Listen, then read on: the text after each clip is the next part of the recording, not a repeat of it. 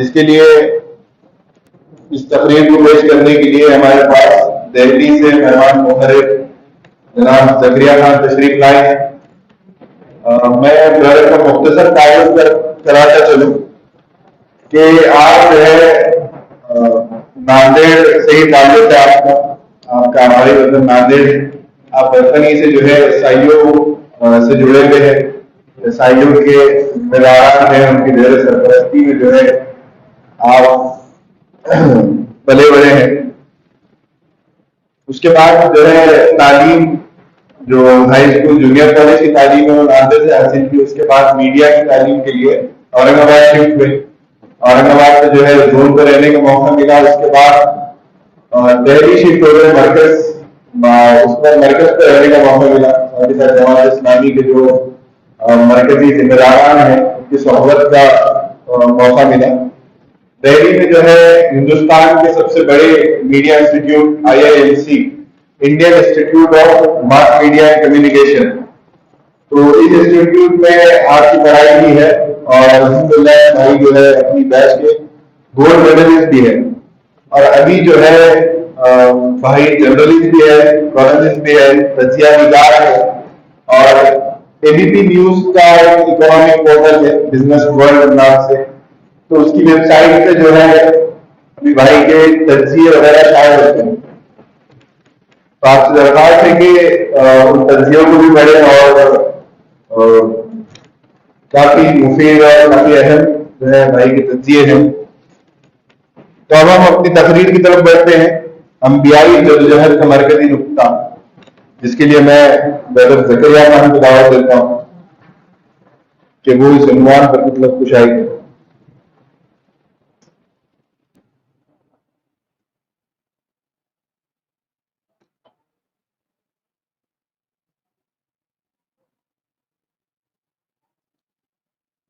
گفتگو شروع کرنے سے پہلے جو لوگ مسجد کے باہر کے احاطے میں بیٹھے ہوئے ہیں ان سب لوگوں سے مؤدباً گزارش ہے کہ اگر مسجد کے اندرونی حصے میں تشریف لائیں تو انشاءاللہ اور اچھا جو ہے وہ ماحول بنے گا. تو اعوذ باللہ من الشیطان الرجیم, بسم اللہ الرحمن الرحیم. یا ایھا الذین آمنوا استعینوا بالصبر والصلاۃ ان اللہ مع الصابرین. صدق اللہ العظیم. رب اشرح لی صدری ویسر لی امری واحلل عقدۃ من لسانی یفقہوا قولی. آمین. ربی یسر ولا تعسر وتمم بالخیر. معزز بزرگوں, دوستوں اور نوجوان ساتھیوں, السلام علیکم ورحمۃ اللہ وبرکاتہ. یہ ہم سب کے لیے انتہائی مسرت کا موقع ہے کہ رمضان کی اس پہلی تاخرات میں, اس مبارک رات میں ہم سب یہاں موجود ہیں انبیاء علیہ السلام کی زندگی کو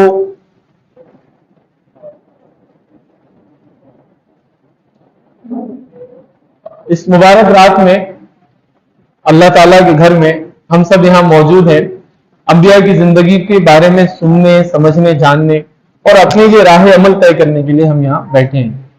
جیسے کہ میرا عنوان اینکر نے اناؤنس کیا کہ انبیاء کی جدوجہد کا مرکزی نقطہ, یعنی قرآن جتنے انبیاؤں کی تاریخ ہمارے سامنے پیش کرتا ہے, جتنے رسولوں کی تاریخ ہمارے سامنے پیش کرتا ہے, وہ الگ الگ دور میں, الگ الگ زمانے میں ہونے والی داستانیں ہیں, سچی داستانیں جو اللہ تعالیٰ نے اپنے رسول کے ذریعے سے, قرآن کے ذریعے سے ہم تک پہنچایا ہے. تو آج کا ہمارا عنوان یہ ہے کہ جو رسولوں نے الگ الگ زمانے میں الگ الگ حالات کی جو کوششیں کی, جو جدوجہد کی, الگ الگ طریقے سے انہوں نے جو اسٹرگل کیا, جو محنتیں کی, ان محنتوں کا مرکزی نقطہ کیا تھا. یعنی رسولوں نے جو تکلیفیں اٹھائی, ان تکلیفیں اٹھانے کے پیچھے مقصد کیا تھا.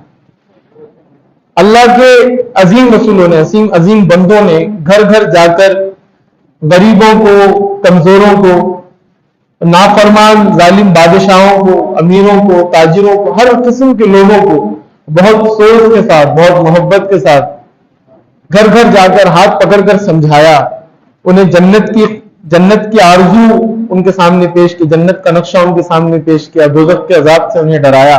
تو بنیادی طور پہ انبیاء علیہ السلام کی جدوجہد کا مقصد کیا تھا, وہ کیوں کرتے ہیں؟ عزیز دوستوں, اس سوال کا جواب حاصل کرنے کے لیے, اس بات کو سمجھنے کے لیے جب ہم قرآن مجید کا مطالعہ کرتے ہیں, جب ہم اللہ کے نبی کی زندگی کا مطالعہ کرتے ہیں, تو بہت واضح انداز میں یہ بات ہم کو سمجھ میں آتی ہے کہ انبیاء علیہ السلام کی جدوجہد کیوں تھی. اگر دیکھا جائے تو بنیادی طور پہ دو جامع انداز میں، ایک براڈر وے میں، انبیاء علیہ السلام کی جدوجہد کا مقصد بنیادی طور پر دو تھے. ایک یہ تھا کہ جو بھولے بھٹکے لوگ ہیں، جو شرک اور کفر کی گمراہیوں میں مبتلا ہیں، ان سب لوگوں کو ایک اللہ کی طرف بلایا جائے. ان سب کو یہ بتایا جائے کہ تم اپنے پیدا کرنے والے سے غافل ہو. اس کائنات کا خالق رب، اس کا خالق، اس کا رزاق، اس کا رازق، جو اللہ تعالیٰ کی عظیم ترین ذات ہے، اس سے تم لوگ بے پرواہ ہو، غافل ہو. تو ان تمام بھولے بھٹکے لوگوں کو واپس اپنے رب کی طرف بلانا، واپس اللہ تعالیٰ کی طرف بلانا، یہ انبیاء کا بنیادی مقصد تھا. اور دوسرا مقصد یہ تھا کہ اس کام کے سلسلے میں، یعنی لوگوں کو ایک اللہ کی طرف بلانے کے سلسلے میں جو مشکلیں ہیں، جو رکاوٹیں ہیں، ان تمام رکاوٹوں کو ختم کرنا اور ایک ایسا گروہ، ایک ایسا معاشرہ تشکیل دینا کہ جو اس کام کو قیامت تک جاری رکھے. تو عزیز دوستوں، ہر انبیاء اپنے زمانے میں آتے گئے اور انہوں نے یہ کام کیا، لیکن ہم جانتے ہیں، ہمارا اس بات پہ ایمان ہے کہ اللہ کے آخری نبی حضرت محمد مصطفیٰ صلی اللہ علیہ وسلم، ہمارا اس بات پر ایمان ہے کہ آپ اللہ کے آخری نبی ہیں. آپ پر نبوت کا سلسلہ ختم ہوا اور اس کے بعد کوئی نبی نہیں آئے گا. تو وہ ذمہ داری اب ہم پہ ہے کہ ہم کو انبیاء کا پیغام، یعنی جس پیغام کو لے کر اللہ کے نبی اس دنیا میں تشریف لائے تھے، اس پیغام کو جو ہے وہ لوگوں تک پہنچانا. عزیز دوستوں، جب ہم قرآن کا مطالعہ کرتے ہیں تو آپ دیکھتے ہیں کہ قرآن بہت ساری قوموں کا تذکرہ کرتا ہے، بہت ساری قوموں کا تصور، ان کی جدوجہد، ان کی محنتیں، ان کی مشقتوں کا جو ہے وہ نقشہ، بہت دلچسپ نقشہ ہمارے سامنے پیش کرتا ہے. اس نقشے میں ہمارے لیے نصیحتیں ہیں، اس میں سبق ہے، اس میں حکمت کا راز ہے، اس میں عبرتیں ہیں، اس میں غور سے پڑھیں تو سمجھ، ہم کو کہا جاتا ہے کہ یہ بات سمجھ آتی ہے کہ جو موجودہ حالات ہے دنیا میں، اس وقت جس حالات سے ہم گزر رہے ہیں، ہمارے ملک میں خصوصاً جس حالات سے ہم گزر رہے ہیں، قرآن ان سارے سوالوں کا جواب دیتا ہے کہ تم اس حالت میں ہو تو کیوں ہو، اس حالت کے پیدا ہونے کی، اس حالت کے وقوع پذیر ہونے کی وجہ کیا ہے، اور اس حالت سے باہر نکل کر تم کیسے پھر اس سطح پر پہنچ سکتے ہو جس سطح پر صحابہ اکرام تھے اور صحابہ کی نسلیں تھیں.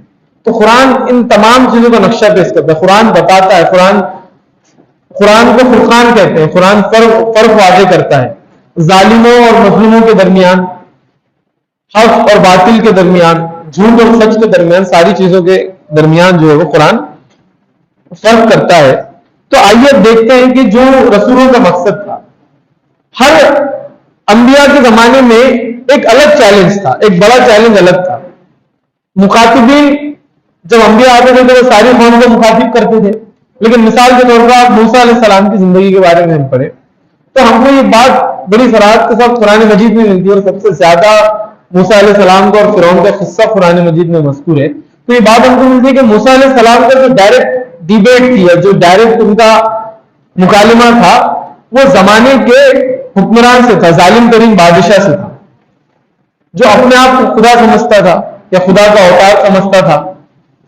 اور اس نے بنی اسرائیل کو، یعنی موسیٰ علیہ السلام کی قوم کو اس نے مظلوم بنا رکھا تھا، ان کی لڑکیوں کو رہنے دیتا تھا، ان کے لڑکوں کو قتل کر دیتا تھا، بہت ظلم اور ظلم کی انتہا تھی.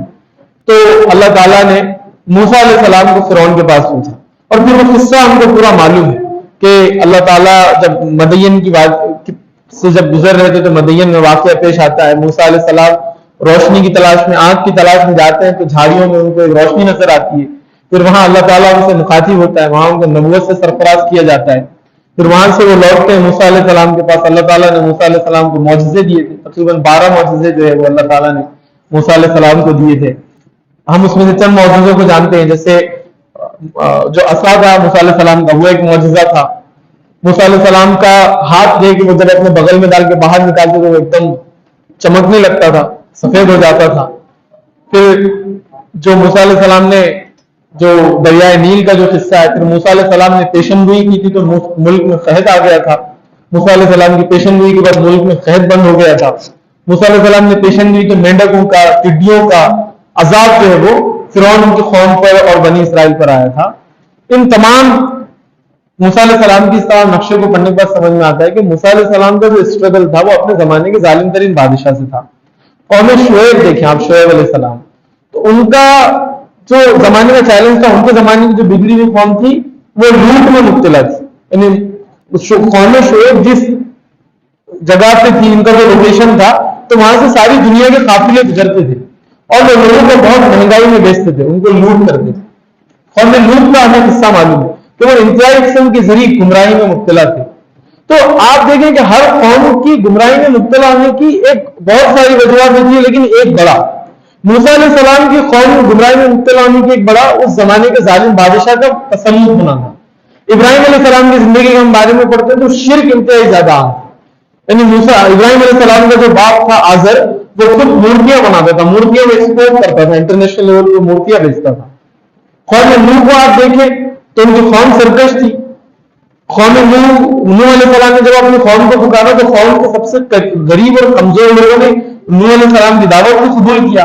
تو ان کے معاشرے کے طاقتور اور امیر لوگوں سے یہ کہنے لگے کہ کیا ہم تیری بات کو کیسے قبول کریں، کہ تیری بات کو ہم اس لیے قبول کریں، ہم تو یہ دیکھتے ہیں کہ تیرے ساتھ تو ہمارے معاشرے کے انتہائی کمزور اور غریب لوگ اٹھتے بیٹھتے ہیں، یعنی جن کی کوئی حیثیت نہیں، جن کی کوئی وقت نہیں ہے، ایسے لوگ تیرے ساتھ اٹھتے بیٹھتے ہیں، تو بھلا کیوں کر ہم تیری دعوت کو قبول کریں. تو نوح علیہ السلام کی قوم کی سرکشی کی بڑی وجہ ان کا تکبر تھا. لیکن آپ دیکھیں جب ہم حضرت محمد مصطفیٰ صلی اللہ علیہ وسلم کی زندگی کے بارے میں پڑھتے ہیں جو ہم سے قریب ترین زمانہ ہے، تو آپ دیکھیں گے کہ یہ سارے چیلنجز اللہ کے نبی کو تھے. زمانہ شرک میں مبتلا تھا، بڑی برائیوں میں مبتلا تھا، ظلم تھا، تجارت میں خاتمے لوٹ لیے جاتے تھے، لوٹ مار ہوتے تھے، یہ ساری چیزیں ہوتی تھی.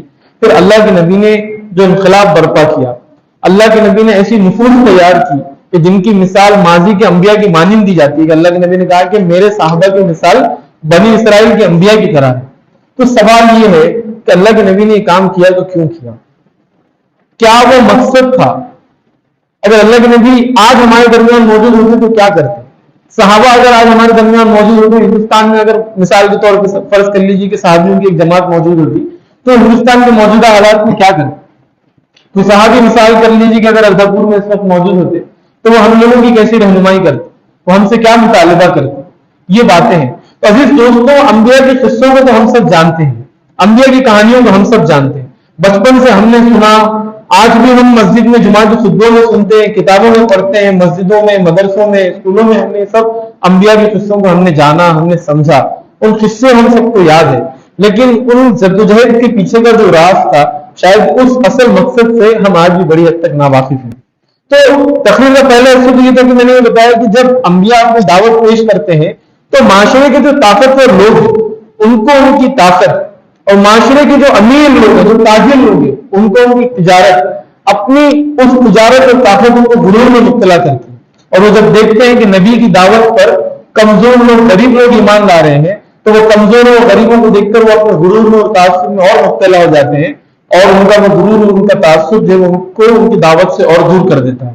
آپ تمام انبیاء کی داستان پڑھ لیجئے، قرآن میں یہ بات بہت واضح الفاظ میں کہ انبیاء کی دعوت پر سب سے پہلے لبیک کہنے والے اپنے معاشرے کے سب سے کمزور ہوتے ہیں. جو لوگ کمزور ہوتے ہیں وہ رقیق قلب ہوتے ہیں، یعنی ان کے دل تکبر سے، تعصب سے پاک ہوتے ہیں. اس کا مطلب یہ نہیں کہ امیر آدمی ایسے ہی ہوتے ہیں، لیکن عام طور پر انبیاء کی مخالفت کرنے والوں میں طاقتور اور امیر لوگ سب سے زیادہ تھے.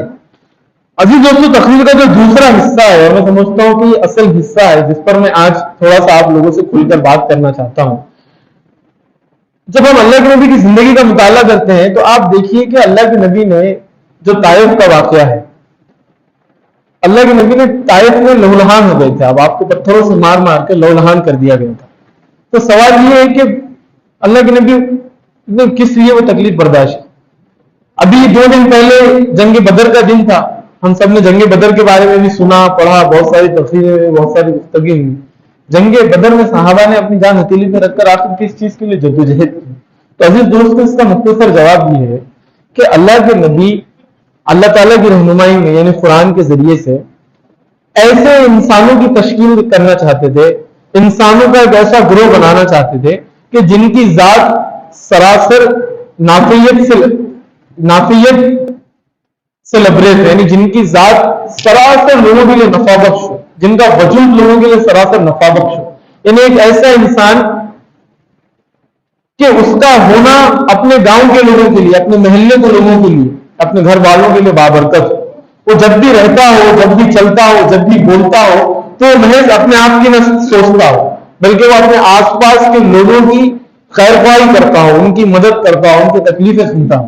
عزیز دوستوں، رمضان کے اس موقع سے ہم ہر بار چیزوں کو سوچتے ہیں، صحابہ کی قربانیوں کو پڑھتے ہیں، سمجھنے کی کوشش کرتے ہیں، لیکن سوال یہ ہے کہ صحابہ کی زندگی اتنی منور، اتنی روشن کیسے تھی کہ ایک صحابی کا موجود ہونا پورے شہر کی تبدیلی کا باعث ہو جاتا تھا۔ اور آپ دیکھیں کہ ہندوستان جیسے ملک میں ہم کروڑوں میں موجود ہیں، اردپور جیسے شہر گاؤں میں ہم ہزاروں میں موجود ہیں، ناندیڑ ہمارے پاس میں لاکھوں میں مسلمان موجود ہیں، لیکن اتنی بڑی تعداد ہونے کے باوجود بھی ہم دنیا پر کوئی اثر ڈال نہیں پا رہے ہیں۔ آج جتنے سجدے اللہ تعالیٰ کو آج کیے جاتے ہیں، انسانی تاریخ میں اس سے زیادہ کبھی اللہ تعالیٰ کو سجدہ نہیں کیا گیا۔ آج جتنے لاکھوں کروڑوں لوگ ہر سال حج مناتے ہیں، انسانی تاریخ میں کبھی بھی اتنے بڑے پیمانے پر حج نہیں منایا گیا۔ آج جتنے لوگ زکوٰۃ دیتے ہیں، انسانی تاریخ میں کبھی بھی اتنے بڑے پیمانے پر زکوٰۃ ادا نہیں کی گئی۔ جتنے لوگ عید الاضحیٰ کے ٹائم پر قربانی کا فرض ادا کرتے ہیں، انسانی تاریخ میں اس سے پہلے کبھی بھی کوئی قربانی کا فرض اتنے بڑے پیمانے پر انجام نہیں دیا گیا۔ لیکن آخر کیا وجہ ہے کہ کروڑوں اربوں لوگ، آج کی نیوز میں نے بتایا کہ 2 بلین سے زیادہ جو مسلمان ورلڈ وائڈ جو ہے وہ 2 بلین سے زیادہ ہونے جا رہے ہیں۔ اور چند سالوں میں بھی ہندوستان میں ملک ہوگا جہاں مسلمان آبادی میں دنیا میں سب سے زیادہ ہوں۔ انڈونیشیا، پاکستان، ملیشیا سے بھی زیادہ ہندوستان میں جو ہے وہ مسلمان سب سے زیادہ ہونے والے ہیں۔ لیکن سوال یہ ہے کہ اتنی تعداد، اتنے بڑے تعداد میں ہونے کے باوجود بھی ہم اتنے بے وقت ہو گئے ہیں، دنیا ہمارا کوئی اثر محسوس نہیں کرتی، کوئی ہمارا دبدبہ نہیں۔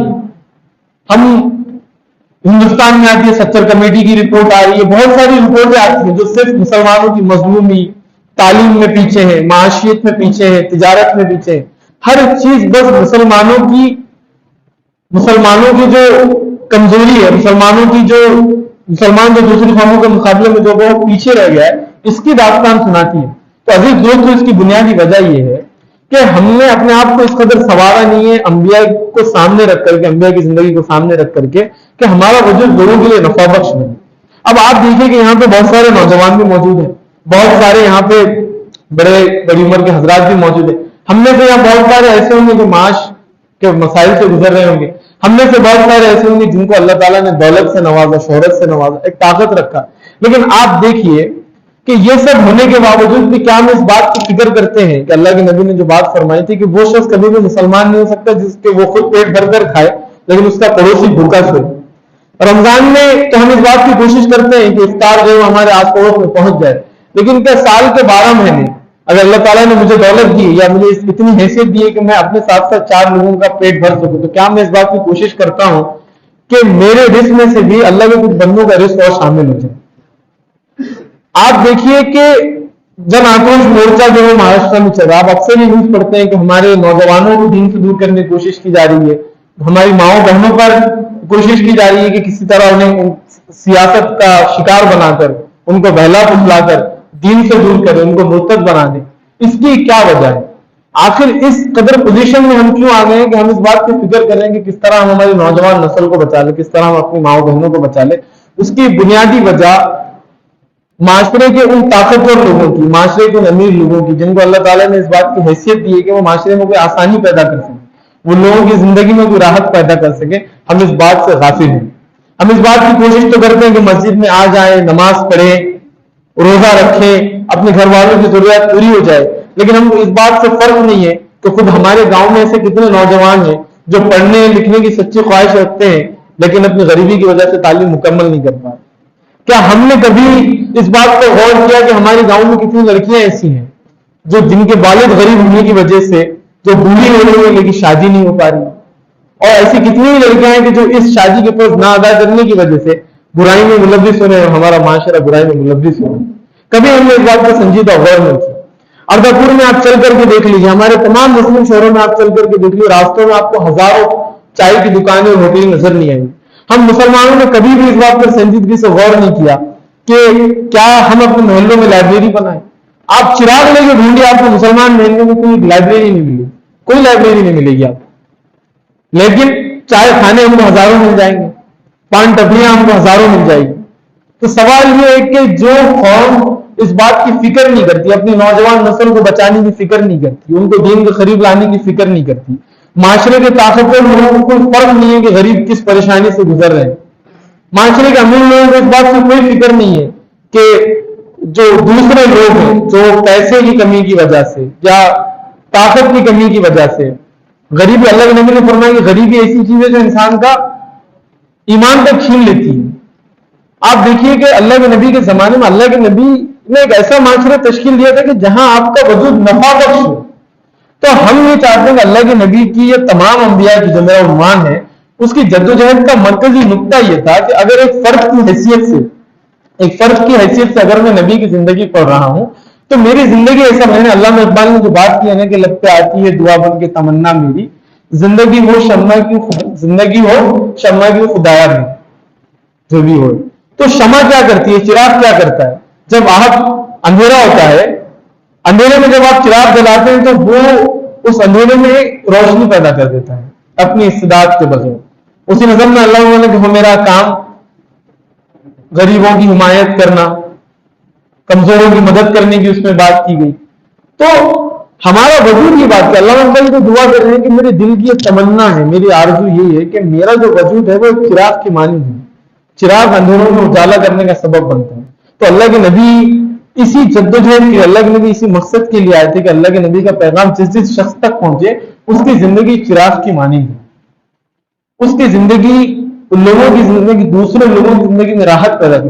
آپ نے، اللہ کے نبی نے فرمایا کہ آپ رات بھر عبادت میں بیٹھیں، رات بھر آپ ریاضت کریں، عبادت کریں، لیکن اس سے زیادہ بہتر ہے کہ آپ کسی ضرورت مند کی مدد کرنے کے لیے 4 قدم آپ چلیں.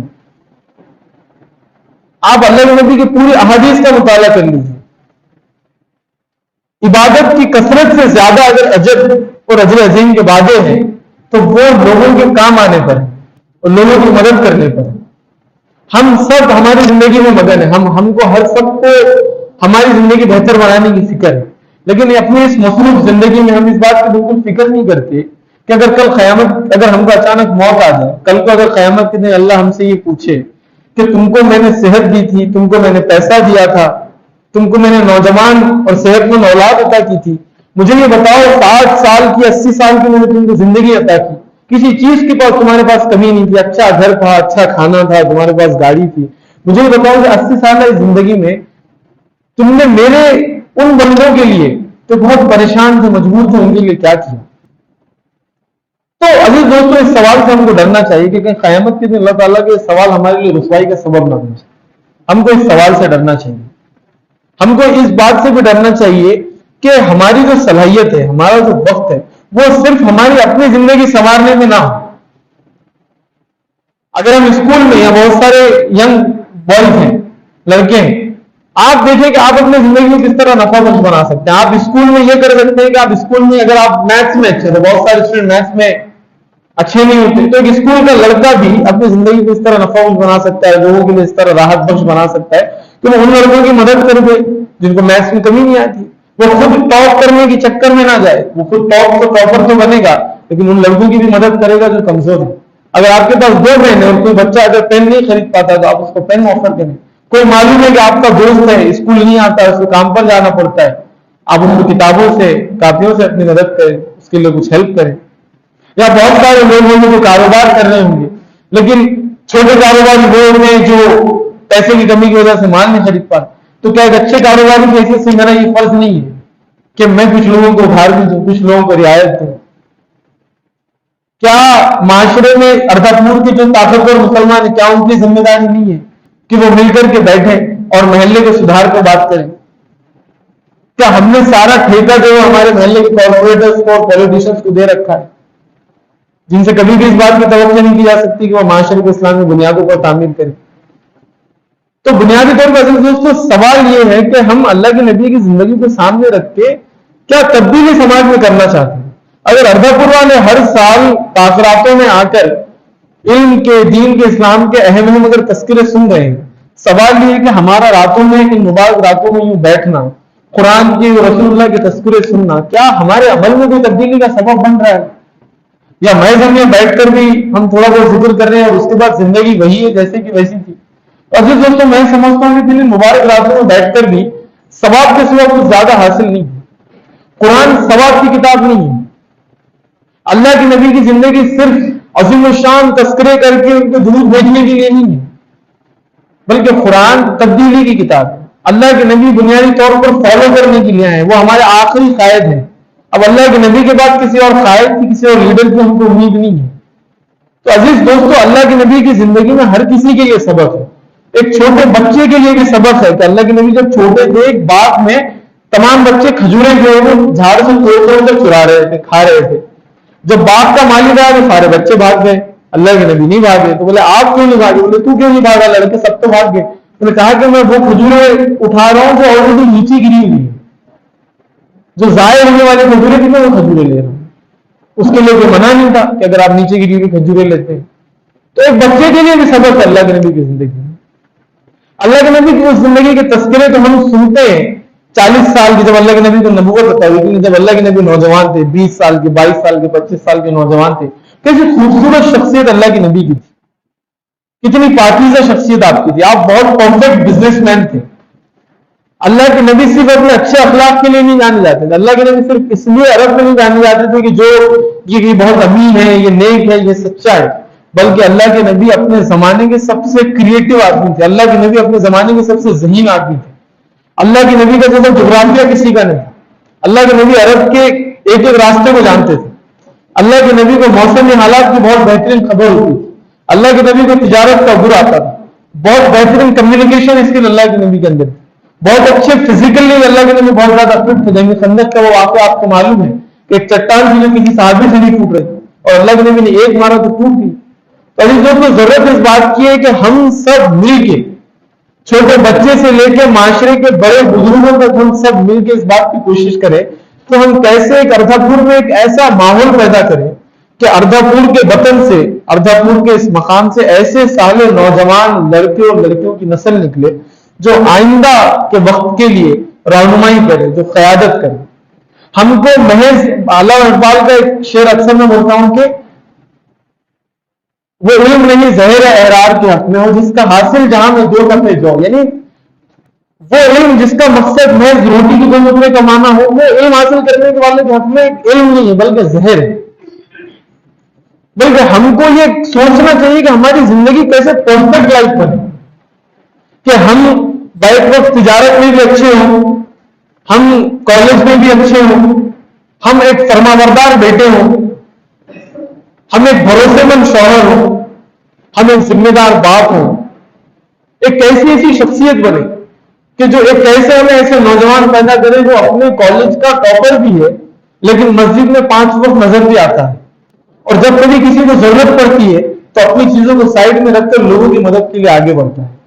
ہم کیسے اپنی شخصیت کے اندر یہ چیز لائیں کہ کاروبار تو بڑا چل رہا ہے، ہم اچھے بزنس مین بھی ہیں، لیکن ایک اچھے بزنس مین کے ساتھ ساتھ ہم ہمارے محلے کی خبر گیری کرنے والے ہیں. ہم بد پیچھے کسی اور کے ذریعے سے لوگوں کی ضرورتوں کو سمجھنے کی کوشش کرتے ہیں اور بہت غائبانہ انداز میں لوگوں کی مدد کرنے کی کوشش کرتے ہیں. حضرت ابوبکر صدیق کے بارے میں یہ آتا ہے کہ ایک بڑھیا تھی، ایک بوڑھا شخص تھا، بڑھیا تھی یا بوڑھا شخص تھا جو بھی تھا، حضرت ابوبکر صدیق جب خلیفہ تھے تو ہر روز اس کو ٹفن دینے جاتے، ہر روز اس کو ٹفن دینے جاتے تو خود پیدل چل کے دے کے آتے تھے خلیفہ وقت امیر المومنین. لیکن جب حضرت عمر خلیفہ بنے، حضرت ابوبکر کی انہوں نے لی تو انہوں نے کہا کہ مجھے حضرت ابوبکر کے حالات بتاؤ، ابوبکر کا کیا شیڈول تھا، وہ کیسے کام کرتے تھے. تو حضرت ابوبکر کے جو پرسنل سیکریٹری تھے جو ان کے سب سے قریب تھے خلیفہ کی امارت کی ذمہ داری کے وقت، تو انہوں نے یہ بات بتائی کہ ابوبکر روز اس شخص کو تنہا تنہا جو ہے وہ جا کر ٹفن دے کے آتے تھے اور کسی کو ان کے علاوہ مجھے دنیا میں کسی انسان کو اس بات کی خبر نہیں تھی کہ خلیفہ وقت امیر المومنین جو پوری اسلامی سلطنت، جو عالمی آدھی دنیا پر جو حکمران کرتی تھی، اس کا شہنشاہ، اس کا امیر ایک چھوٹے سے غریب کمزور شخص کو پیدل چل کے خود ٹفن دے کے آتا ہے. تو کیا ہمارے اندر اتنا ظرف ہے کیا؟ تو حضرت عمر جب کہتے ہیں کہ ان کو یہ بات پتہ چلی تو حضرت عمر زارو خطار رونے لگے، لیکن میں اس شخص کے درجے پہ کبھی بھی پہنچ نہیں سکتا. حضرت عمر اکثر کمپٹیشن کرتے تھے نا کہ وہ کسی طرح نیکیوں میں حضرت ابوبکر صدیق سے بڑھ جائیں، کیونکہ جب بھی وہ اس بات کی کوشش کرتے تو حضرت ابوبکر صدیق کا کوئی ایسا پہلو حضرت عمر کے سامنے آ جاتا پھر وہ بولتے کہ نہیں میں اس شخص سے کبھی بھی آگے نہیں بڑھ سکتا. اور یہ ان کی شخصیت کے کئی پہلو حضرت عمر پر حضرت ابوبکر صدیق رضی اللہ تعالیٰ عنہ کے جانے کے بعد بھی ان کی زندگی پر عیاں ہوتے رہے. ہم دیکھتے ہیں کہ بہت غفلت کی زندگی ہے, آپ کی نوجوان نسل جا رہی ہے, کالجز میں کیا ہو رہا ہے, دکانوں پر کیا ہو رہا ہے, بچے ہوٹلوں میں نوجوان ہمارے بیٹھ کے کیا کر رہے ہیں, کوئی بے پرواہی جو ہم کو نظر آتی ہے. پھر ہم نکل جاتے ہیں مورچے کرنے کے لیے کہ ہم کو آرکشن دے دو, ہماری اسکالرشپ تم نے ختم کر دی, حجاب پر آپ نے پابندی لگا دی. ضرورت اس بات کی ہے کہ اس ملک میں 25-30 کروڑ آپ ہیں. آپ کو اس بات کی جان کے حیرت ہوگی کہ ہر سال رمضان کا مہینہ ہے اور صاحب زکات لوگوں نے زکات دی ہوگی. آپ کو جان کے حیرت ہوگی کہ ہندوستانی مسلمان ہر سال رمضان میں 20,000 کروڑ کی زکات دیتا ہے. 20,000 کروڑ کی. یہ 20,000 کروڑ ایک ایسی رقم ہے کہ ہم کو گورنمنٹ کی کسی اسکیم کی, کسی سرکاری نوکری کی ضرورت نہیں ہے. ہم اس ملک میں اپنا یونیورسٹیز کا جال بچھا سکتے ہیں. ہم ہماری اس یونیورسٹیز میں اپنی کروڑوں اربوں ڈالر کی کمپنیاں قائم کر سکتے ہیں. لیکن ہم نے کبھی بھی زکات کے اجتماعی نظم میں سنجیدگی سے غور نہیں کیا. وقف بورڈ جیسی قیمتی نعمت ہندوستانی مسلمانوں کے پاس ہے کہ انڈین ملٹری کے پاس سب سے زیادہ زمین ہے, اور ہندوستانی ملٹری کے بعد اگر سب سے زیادہ زمین کسی کے پاس ہے تو وہ وقف بورڈ پہ, اور وقف بورڈ کے ساتھ کیا ہوتا ہے ہر دن وہ ہم کو معلوم ہے. تو جو اثاثہ ہے ہمارے پاس شکایت کرنے کی کوئی وجہ نہیں ہے.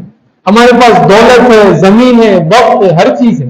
بس کسی ایک چیز کی کمی ہے تو وہ غیر سنجیدگی کی کمی ہے. ہم بہت غیر سنجیدہ لوگ ہیں. ہم کو اس بات سے فرق ہی نہیں ہے کہ ہماری نسل کے ساتھ, ہماری قوم کے ساتھ کیا ہو رہا ہے. ہم سوئے ہوئے لوگ ہیں اور پھر باتیں ہم کرتے ہیں ملک کو بدلنے کی, پرائم منسٹر بدل جائے, یہ بدل جائے. ہم کو ہمارا گھر بدلنے کی فکر نہیں ہے. گلی میں نوجوان 20-20, 25-25 سال کے نوجوان سارا دن موبائل لے کر بیٹھے ہیں, اس سے ہم کو فکر نہیں گلی کا ماحول بدلنے سے. محلے میں 50 پان پٹی ہے, 100 چائے کی ہوٹلیں, ایک بھی لائبریری نہیں ہے. ہم کو وہ چائے کی ہوٹلیں محلے سے باہر, پان پٹی گھر کے دروازے سے باہر دور کرنے سے ہم کو کوئی دلچسپی نہیں ہے. یہاں گھر ہے, یہاں پہ پان پٹی ہے, پان پٹی پہ نوجوان ٹھہرے, آپ کا چھوٹا بچہ گزر رہا ہے گھر سے, دیکھ رہا ہے نوجوانوں کو, لڑکی بھی گزر رہی, لڑکا بھی گزر رہا ہے, نوجوانوں کو دیکھ رہے ہیں, کوئی مٹیریل گھس رہا ہے, کوئی سگریٹ پی رہا ہے, کوئی پوڑی کھا رہا ہے. کوئی فکر نہیں ہے ہم کو کہ میرے چھوٹے بچے اس پان پٹی کے سامنے سے 24 گھنٹے گزرتے ہیں, ان کے ذہن پہ کیا اثر پڑ رہا ہے, اس بات کی کوئی فکر نہیں ہے. اور پھر ہم جو ہے وہ بیٹھ کر کے جو ہے وہ گالیاں دیتے ہیں کہ بی جے پی ایسی, RSS ایسی. ہم اس بات کے مستحق میں نہیں ہے کہ ہم کو بہت زیادہ سیریس لیا گیا. ہم کو بے حیثیت بنا کر اس لیے رکھ لیا گیا ہے کہ ہم خود ہماری حیثیت کو لے کر سنجیدہ نہیں. خود قرآن میں یہ بات بتائی گئی ہے کہ اللہ تعالیٰ ان قوموں کی حالت نہیں بدلتا جو خود اپنی حالت بدلنے کے لیے سنجیدہ نہیں ہے. تو یہ بھی گفتگو ہو سکتی تھی کہ میں انبیاء کی اور صحابہ کی زندگی کے عظیم الشان واقعات جو ہے آپ لوگوں کے سامنے بیان کروں, جس سے آپ کی روح تازہ ہو جائے, دل میں جو ہے وہ نعرے تکبیر کی صدائیں بلند ہو. اور اکثر آپ ایسی تقریریں سنتے ہیں, یوٹیوب پہ بھی ایسی تقریریں بہت مل جائے گی. لیکن ان سب باتوں سے ہٹ کر میں نے جس بات کو توجہ دینے کی کوشش کی کہ اللہ کے نبی کا اسوا سامنے رکھ کر, اللہ کے نبی کی زندگی کو سامنے رکھ کر, اگر اردھا پور والے اللہ کے نبی کے نقش قدم پر اردھا پور کی تعمیر کرنا چاہتے ہیں تو پہلا قدم کیا ہوگا, اس بات پر ہم کو سوچنا چاہیے. کیا کبھی یہ ممکن ہے کہ کسی تقریر کے بجائے اردھا پور کے سارے سرکردہ لوگ, جس میں نوجوان, بچے, بوڑھے سب مل کے اس بات پہ گفتگو کریں کہ چلیے اردھا پور کے 10 برائیاں, سب سے بڑے 10 مسائل, اردھا پور کے لوگ خود مسجد میں بیٹھ کے یہ کریں اور اس پہ ایک لسٹ بنائیں, اور سارے اردھا پور کے لوگ کوشش کریں کہ اردھا پور کے ماحول سے, اردھا پور کے ہمارے محلے سے 10 چیزوں کو ختم کرنے کی کوشش کریں. اس پر کیا ممکن ہے؟ یہ بالکل ممکن ہے. کس نے روکا ہم کو اس بات سے؟ مسجد جیسی نعمت کسی کے پاس نہیں ہے. اکثر میں نے پچھلی بار بھی جب آیا تھا میں نے یہ بات کہی تھی کہ جب اسلامی سلطنت میں, صحابہ کے زمانے میں, خلافت عباسیہ کے زمانے, بنو امیہ کے زمانے میں مسجد صرف 2 گھنٹے استعمال نہیں ہوتی تھی. ہمارے پاس مسجد 5 ٹائم کی نماز میں 2 گھنٹے استعمال ہوتی ہے. اکثر لوگ 10 منٹ آتے ہیں, 10 منٹ نماز پڑھ کے چلے جاتے ہیں. کچھ اللہ کے نیک بندے ہوتے ہیں, مسجد نماز سے 10 منٹ پہلے آ جاتے ہیں, نماز سے 10 منٹ بعد جاتے ہیں, قرآن پڑھتے ہیں, نفل پڑھتے ہیں, ذکر کرتے ہیں. گنتی کے چند لوگ ہوتے ہیں. لیکن مسجدیں صرف نماز کے لیے نہیں ہے, مسجدیں ہمارے مرکز ہیں. مسجدیں اس لیے ہے کہ ہم مسجدوں میں لائبریری قائم کریں. چھوٹے چھوٹے بچے, اگر وہ بچہ مسجد میں آئے گا, یہاں اس کو اگر اللہ کے نبی کی زندگی پر کہانیوں کی کتاب اگر وہاں پہ کونے میں دکھ جائے گی تو وہ کتاب لے کے گھر جائے گا, کل وہی کتاب وہ لے کے واپس آئے گا. لیکن ہم کو کوئی دلچسپی نہیں ہے. کیا ہم ہماری مسجد کو مراکز بنانا نہیں چاہتے؟ کیا ہماری مسجدوں کا میں ایسی مسجد کا تصور ہم کر سکتے ہیں کہ جہاں پہ نماز کے ساتھ ساتھ لوگ اپنے محلے کے مسائل پہ گفتگو کر رہے ہوں, جہاں لوگ یہ پلان بنا رہے ہوں کہ اگلے 1 سال میں ہم ایسی 50 لڑکیوں کی شادی کریں گے جو جن کی عمر اچھی خاصی ہوگی لیکن وہ غریبی کی وجہ سے شادی نہیں کر پائے؟ کیا ہم مردا پور والے بیٹھ کر کے مسجد میں یہ پلان بنا سکتے ہیں کہ ہم آج کے بعد مردا پور کے ایک نوجوان کو بھی اپنی معاشی کمزوری کی وجہ سے تعلیم کو پیچھا نہیں چھوڑنے دیں گے؟ کیا ہم یہ طے کر سکتے ہیں کہ ہم چندے کے علاوہ ایک بڑی رقم مسجد میں اس لیے لا کے جمع کریں گے تاکہ ہمارے نوجوانوں کو حلال کاروبار شروع کرنے کے لیے رقم دی جا سکے, لون دی جا سکے؟ کیا ہم یہ کام شروع کر سکتے ہیں کہ وہ بچے جو بہت باصلاحیت ہیں لیکن کام وغیرہ پہ جاتے ہیں ان کا کام چھڑا کر دوبارہ معیاری تعلیم ان کو حاصل کی جا سکے؟ کیا ہم اس بات کے لیے ہماری مسجدوں میں فنڈ جمع کر سکتے ہیں کہ وہ بچے یا وہ لوگ جو حرام کاموں میں حرام کمائی میں ملوث ہیں ان کو دوبارہ حلال رزق کی طرف لایا جا رہا؟ یہ بہت بہت آسان چیز ہے. یہ کوئی میں آسمان کی بات نہیں کر رہا. صرف ایک چیز کی جو کمی ہے وہ سچی خواہش کی ہے. ہمارے اندر اس بات کی خواہش ہی نہیں ہے. ہم سب اپنے اپنے گھر کا دیکھتے ہیں تو ہم سب کو اپنے اپنے گھر کے علاوہ یعنی جو کچھ اللہ نے آپ کو دیا ہے 90% آپ اپنے گھر والوں کے لیے لگائیں, لیکن اس میں سے 10% یعنی آپ کا مال, آپ کا وقت, آپ کی صلاحیت, مال وقت اور صلاحیت جو کچھ اللہ نے آپ کو دیا, اگر اس کا 10% بھی ہم سوچیں گے کہ ہم ان لوگوں کے لیے لگائیں گے, اپنے بہن بھائی بیٹے اور دوست کے علاوہ ان لوگوں کے لیے لگائیں گے جو جن کا رشتہ ایمان کی بنیاد پہ ہے. عزیز دوستوں, سوچئے کہ یہ کام اگر اردا پور میں ہو رہا اور ہندوستان میں تمام مسلمان صرف اس بات کی مہم چلائیں گے ہم اپنے اپنے محلے کو سدھاریں گے تو آپ دیکھیں کہ ہندوستانی مسلمانوں کا نقشہ محض 2-3 سالوں کے اندر کیا ہو جائے گا. ہمارے محلوں میں بینک نہیں ہوتا, اے ٹی ایم نہیں ہوتا, گورنمنٹ کا کوئی آفس نہیں ہوتا. مسلمانوں کو اس میں کوئی دلچسپی نہیں. کیوں نہیں ہوتا ہمارے محلوں میں اے ٹی ایم کیوں نہیں ہوتا, بینک کیوں نہیں ہوتا؟ گندگی ہوتی ہے, بیٹھے رہتے ہیں ٹپے پر سارے نوجوان. تو ایسے محلے میں کون بزنس شروع کرے, کون بینک بنائے؟ اور ہم اتنے بےحیث ہیں کہ ہمارے محلے میں کوئی اچھا کاروباری اس لیے کاروبار نہیں شروع کرتا ہے کہ ہمارے محلے گندے ہیں. ہماری بےحیثی کا عالم یہ ہے کہ ہم کو اس سے کوئی دلچسپی نہیں ہے, کوئی دلچسپی نہیں ہے. ہماری اپنی نسل نوجوان نسل ہے, بیٹھ کے سارا دن وقت ضائع کرتی ہے اور ہم ان کے سامنے سے گزر جاتے ہیں, پوچھتے بھی نہیں ہیں کہ بیٹا کس کا بچہ ہے, تو کیا کر رہا. میں جب چھوٹا تھا تو مجھے پوچھا جاتا تھا, 10 منٹ گلی میں زیادہ ٹھہر گئے تو پوچھتے تھے کس کا بچہ ہے, تو کون سے اسکول میں, یہاں کیوں ٹھہرا. اب تو ایسا بھی نہیں پوچھتے. تو عزیز دوستو, میں نہیں کہوں گا کہ میں نے کوئی تقریر کی, تقریر کا تو بہت انداز الگ ہوتا ہے. میں نے تقریر کے پہلے حصے میں بس مختصر انداز میں یہ بات بتانے کی کوشش کی کہ انبیاء علیہ السلام اس دنیا میں کیوں آئے تھے, ان کا آنے کا مقصد کیا تھا, انہوں نے مختصر انداز میں بتایا. اور تقریر کا دوسرا حصہ میں نے جس پر رکھی کہ ہم سب لوگوں کو بہت صحابہ کی قربانیوں, انبیاء کی قصوں سے اپنے دلوں کو گرم کرنے کے بجائے اب کچھ عمل کی طرف توجہ دینی چاہیے. محض تذکروں اور قصوں سے ہماری زندگی نہیں بدلے گی, اب ہم کو عمل شروع کرنا پڑے گا. یہ بات میں جو آپ لوگوں کو بہت ٹوٹے ٹوٹے انداز میں, بہت بے ربط انداز میں نے سمجھانے کی کوشش کی جتنی میری استطاعت تھی. اور اس دوستوں مختصراً 2 منٹ میں میں بات کی ہے آپ لوگوں سے کہہ کے ختم کروں گا کہ ملک کے حالات جس وقت جا رہے ہیں آپ سب جانتے ہیں, سب ہر کسی کے پاس موبائل ہے, ملک کے کیا حالات ہیں, کیسے وہ ہمارے گھروں تک گھس آئے ہیں, ہم سب جانتے ہیں. ٹارگیٹ ہے ان کا کہ اتنے لاکھ لوگوں کو مرتد کرنا ہے, اتنی لڑکیوں کو مرتد کرنا ہے, اتنے ان کے نوجوانوں کو بہکانا ہے. کیا ہے مطلب, آپ دیکھیے کہ جو ہمارا فون اسنس ہے, مسلمانوں کی طاقت کیا ہے, تو بتا سکتا ہوں مجھے مسلمانوں کی طاقت کیا ہے. مسلمانوں کی طاقت کبھی بھی تعداد رہی نہیں تعداد. آپ ہماری پوری تاریخ پڑھ لیجیے, 25 کروڑ ہونے کو معنی نہیں رکھتا. پیسہ کبھی مسلمانوں کی طاقت ہے, ہر جنگ میں مسلمانوں کے پاس پیسہ کم, ہتھیار کم, کھانا کم, مسلمانوں کے پاس رہتا ہی نہیں تھا. مسلمانوں کی طاقت اللہ پر ان کا ایمان ہے. مسلمانوں کی طاقت دین کو ان کا گنجانا ہے.